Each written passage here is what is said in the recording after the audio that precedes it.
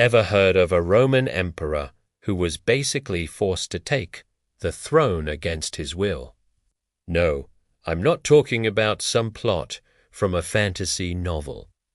This is the true story of Theodosius III, one of the most obscure and fascinating figures in the late Roman or Byzantine Empire. Picture this. It's the early 8th century, and the Byzantine Empire is in absolute chaos. We're in a period called the 20 Years Anarchy, where Emperor fasted Constantinople.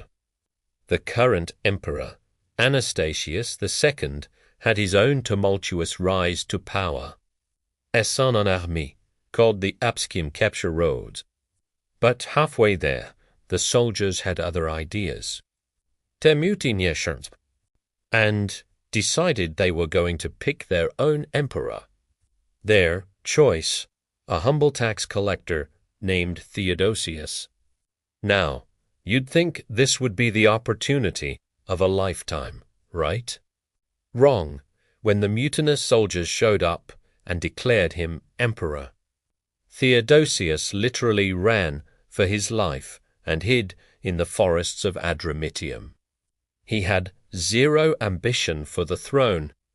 He was perfectly happy being a financial administrator. But the soldiers were persistent. They tracked him down, dragged him out of hiding, and proclaimed him Emperor Theodosius III, whether he liked it or not. So, this reluctant tax collector now leads a rebel army.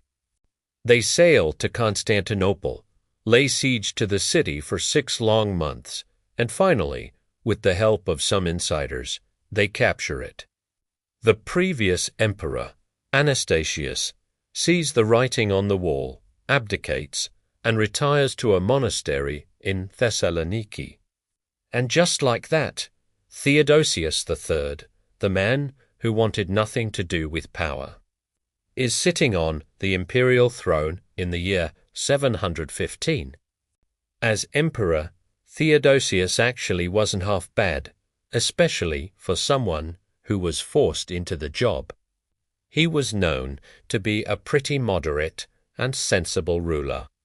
One of his first acts was to restore the image of the Sixth Ecumenical Council in the Great Palace, which his predecessor had removed, a move that pleased the church and the people. He also signed a treaty with the Bulgarian Khan Tervel, which was very favorable for the empire. It established a clear border, required the Bulgarians to help against Arab invasions, and set up a trade agreement. This was smart diplomacy, showing he had a good head for foreign policy. But his biggest challenge was looming on the horizon. The massive Umayyad Caliphate was gearing up for an all-out assault on Constantinople itself. Theodosius knew this was an existential threat. He immediately began preparing the city's defenses, strengthening the legendary Theodosian walls, stocking up on supplies, and building up a fleet with Greek fire. He was getting the empire ready for the fight of its life. However, fate had another twist in store. While Theodosius was busy preparing for the Arab invasion, two powerful generals, Leo the Isaurian and Artabasdos, were plotting their own move. They commanded the two largest armies in Anatolia and Sosovri l'Emperor Assi-legitimat. They made a deal to support each other, and Leo marched on Constantinople. In a bizarre turn of events, Leo captured Theodosius's son, who was staying in Nicomedia. Faced with this, and likely wanting to avoid another bloody civil war, while a massive foreign invasion was imminent, Theodosius did something remarkable. He chose peace.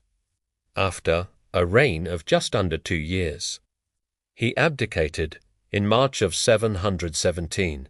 He negotiated his own and his son's safety, and then he quietly retired. Both Theodosius and his son entered a monastery. He traded the imperial purple for a monk's robes and lived out the rest of his days in peace and obscurity. Some sources say he became the bishop of Ephesus and died around the year 754, eventually being buried in a local church. So why is he the forgotten emperor? Because his reign was sandwiched between chaos and the rise of a truly dynamic figure, Leo III, who would go on to defeat the Arabs and found a new dynasty. Theodosius was a placeholder, a brief, sensible pause in a storm. But he was a man who, when thrust into a role he never wanted, tried to do the right thing. He prepared the empire for its greatest test and then stepped aside peacefully to let a more capable military leader take over. He was the reluctant emperor who, in the end, may have helped save the empire by knowing when to walk away. Thanks for watching. If you enjoy diving into the forgotten corners of history, make sure to like this video and subscribe for more stories you won't find in the textbooks. See you next time.